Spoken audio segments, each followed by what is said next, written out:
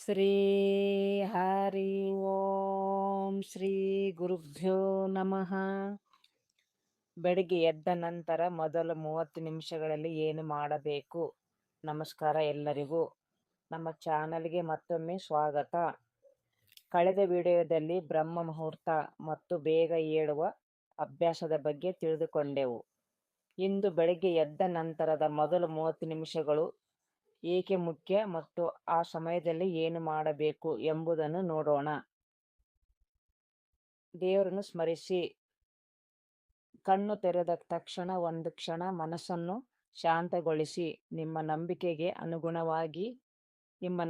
ಅನುಗುಣವಾಗಿ ದೇವರನ್ನು ಸ್ಮರಿಸಿ ಅಥವಾ ಕೃತಜ್ಞತೆಯ ಭಾವನೆ ಹೊಂದಿ. ಇದು ದಿನವನ್ನು ನಕಾರಾತ್ಮಕವಾಗಿ ಆರಂಭಿಸಲು ಸಹಾಯ ಮಾಡಬಹುದು. ತಕ್ಷಣ ಮೊಬೈಲ್ ನೋಡಬೇಡಿ. ಎದ್ದ ಕೂಡಲೇ ಮೊಬೈಲ್ನಲ್ಲಿ ಸಾಮಾಜಿಕ ಜಾಲತಾಣಗಳು ಅಥವಾ ಸುದ್ದಿಗಳನ್ನು ನೋಡುವ ಅಭ್ಯಾಸವನ್ನು ಸಾಧ್ಯವಾದಷ್ಟು ತಪ್ಪಿಸಿ. ಮೊದಲು ನಿಮ್ಮ ಮನಸ್ಸು ಮತ್ತು ದೇಹಕ್ಕೆ ಎಚ್ಚರಗೊಳ್ಳಲು ಸಮಯ ನೀಡಿ.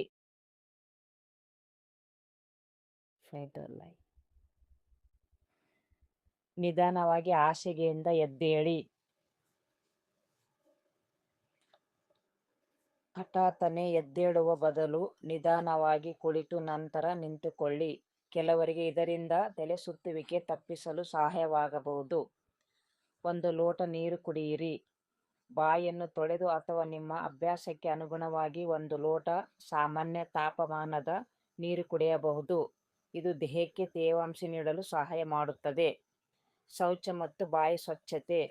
ಪ್ರತಿದಿನ ನಿಯಮಿತವಾಗಿ ಶೌಚಕ್ಕೆ ಹೋಗುವುದು, ಹಲ್ಲು ಉಜ್ಜುವುದು ಮತ್ತು ನಾಲಿಗೆಯನ್ನು ಸ್ವಚ್ಛಗೊಳಿಸುವುದು ಉತ್ತಮ ದಿನಚರಿ ಭಾಗವಾಗಿದೆ. ಸ್ವಲ್ಪ ವ್ಯಾಯಾಮ ಅಥವಾ ಯೋಗ. 5-15 ನಿಮಿಷಗಳ ಕಾಲ ನಡೆಯುವುದು, ಯೋಗ, ಪ್ರಾಣಾಯಾಮ ಅಥವಾ ಸರಳ ಸ್ಟ್ರೆಚಿಂಗ್ ಮಾಡಬಹುದು. ನಿಮ್ಮ ಆರೋಗ್ಯಕ್ಕೆ ತಕ್ಕ ವ್ಯಾಯಾಮವನ್ನು ಆಯ್ಕೆ ಮಾಡುವುದು ಉತ್ತಮ. ಇಂದು ಮಾಡಬೇಕಾದ 3 ಪ್ರಮುಖ ಕೆಲಸಗಳನ್ನು ಮನಸ್ಸಿನಲ್ಲಿ ಅಥವಾ ಒಂದು ಪುಸ್ತಕದಲ್ಲಿ ಬರೆದುಕೊಳ್ಳಿ. ಇದರಿಂದ ದಿನವನ್ನು ಹೆಚ್ಚು ಕ್ರಮಬದ್ಧವಾಗಿ ನಡೆಸಲು ಸಹಾಯವಾಗಬಹುದು.